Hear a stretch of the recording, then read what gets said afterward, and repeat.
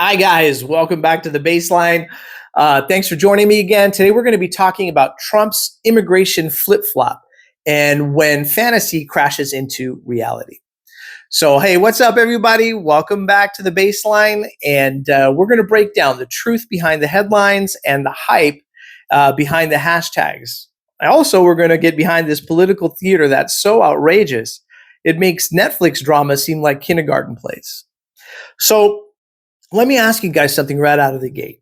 What happens when a fantasy based immigration crackdown hits a wall called reality?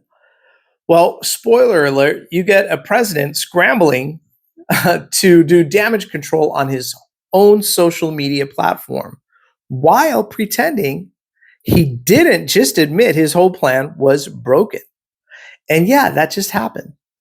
And no matter what side of the aisle you're on this, it's important to analyze this. And today we're going to be talking about how Donald Trump's immigration machine just slammed into the brick wall of reality, as it were, and how that exposes a much bigger issue about political storytelling, propaganda, and the dangerous effectiveness of emotional theater in modern politics. So buckle up, guys. And remember, let's not try to be part of a team on this. Let's just look at it for what it is. All right. And here's the story. For years, Donald Trump has sold one main thing, right? A tough on immigration persona. The wall, the raids, lots of rhetoric, the famous line that they're not sending their best. We've heard it all, right? And he built this entire playbook around demonizing undocumented immigrants, painting them as criminals, rapists, gang members, literal monsters from the dungeons of the third world. Now, don't get me wrong. He is right in terms of the fact that illegal immigration is something that needs to be dealt with. It is. Every president, from Obama, Bush, they've had to deal with it. Obama actually deported more people than Trump in his first term, of course, but wrap your head around that. Now, that may not be emotionally satisfying, but, Trump does what he does best, which is tell a story. And man, what a story. He took a complex issue and flattened it into a Hollywood script. Good versus evil, normal Americans versus invading hordes. He dramatized it, he polarized it, and he turned it into a campaign winning machine until the real world hit back. So let me tell you this story, the ICE email. See, recently there was a leaked email from ICE, not a theory, not a rumor, an actual memo.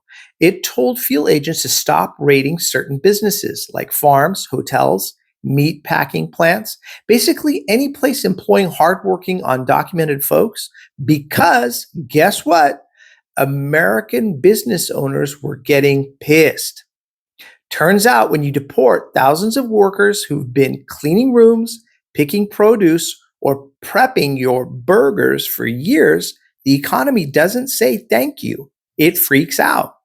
And so Trump, he had to pivot quietly, as in, please don't notice this tweet, quietly. On Truth Social, the man who once called immigrants the worst of the worst suddenly posted this gem. Our great farmers and hotel owners are saying our aggressive immigration policy is taking away good long-term workers. Wait, what? That's like Batman saying, look, maybe not all clowns are evil. It's too late for that, man. You built the circus.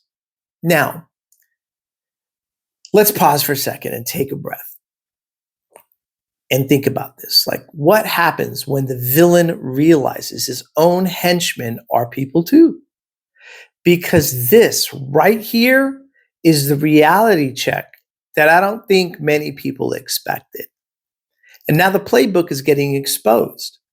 And here's the thing about political storytelling. And Trump, you have to give him credit, is a master of it. He doesn't actually solve problems. He stages them. And his immigration narrative has 3 steps. So polarize, they're not like us. Demonize, they're dangerous. And dramatize, right?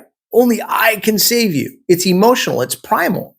It bypasses your brain and punches your gut. But here's the twist to it all. Once that fantasy hits consequences like businesses collapsing, food supply chains breaking, or voters realizing their uncle, who's worked the same job for 12 years, is now in a detention facility, now you've got a crack in the story. Which brings us to clowns versus cats. And the stories, they keep getting wilder, right? They're criminals, they're animals, they're eating your cats and dogs. I mean, are we talking about immigration or filming a horror reboot of Homeward Bound? I mean, who's writing this stuff? Because it can't be Stephen King. But I think you guys are seeing how this works. You say something so outrageous, people can't help but remember it, even if it's not true, especially if it's not true. And that's when theater hits policy. Because Trump's problem isn't that his playbook doesn't work. It works too well. It's brilliant for campaigning, but it's terrible for governing. Because governing means nuance and details, numbers, constitution, law, due process. Acknowledging that some undocumented immigrants have kids in school, jobs they've held for a decade, taxes that they pay, and no criminal record. But if you're convinced to your base that every undocumented immigrant is a cartel hitman with rabies, you can't back down without looking weak. So what do? You quietly pull ICE out of farms. You dial down the raids and pray nobody notices. Well, too late. People are noticing. And let's call it what it is. It's reality resistance.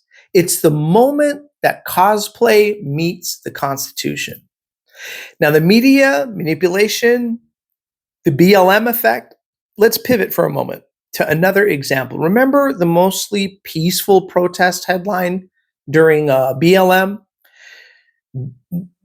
There were real peaceful protests, but once one CNN segment showed a guy standing in front of a burning building with a caption, "Fiery but mostly peaceful," boom, that clip was all MAGA world needed. That's all they needed. They didn't care about percentages. They just saw fire and stuck. It stuck and it stuck. Because again, political storytelling isn't about truth. It's about imagery, repetition, emotional impact. One side saw peaceful activism. The other one saw a war zone. And both clips were technically true, but they were curated to tell a completely different story. So now fast forward to today. Protesters show up against ICE raids. You've got split screens, one showing tear gas, one showing dancing. Same protest, two Americas. Now, that moves us to the Kilmar Garcia story, right? So Kilmar Arbrego Garcia. It should ring a bell. Why? Because until the narrative fit, his story didn't exist in Trump world. At first, he was ignored, just another guy fighting for his rights. But the second ICE thought they could twist his background into a crime story, suddenly he's headline news. And that's not justice. That's propaganda distribution. It's reverse reality. Instead of looking for actual truth, they search for stories to fit a script.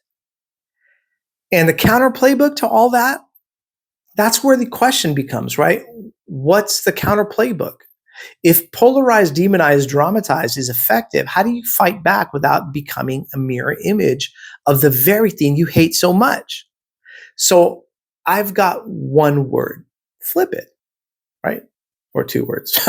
Try this, unify. Talk about common humanity, humanize. Tell the real stories of families, kids, and workers. Dramatize. Still use storytelling, but for good. Because people don't move on facts alone. They move on emotion. We're emotional creatures. And the problem isn't drama, it's direction. You can dramatize compassion just as powerfully as you can dramatize fear. So yeah, Trump's immigration crusade just blinked quietly, awkwardly, if you will. And if you zoom out and see the big picture, the So the fantasy is cracking just a little bit, and reality is louder than rhetoric. But here's the catch. It's still a powerful fantasy. It still works because we as a society reward theater over truth. So I encourage everybody, stay curious, stay grounded, and always own your own mind. And thanks again for watching The Baseline, guys. I really appreciate you guys. And we'll catch you on the next round. Cheers, everybody.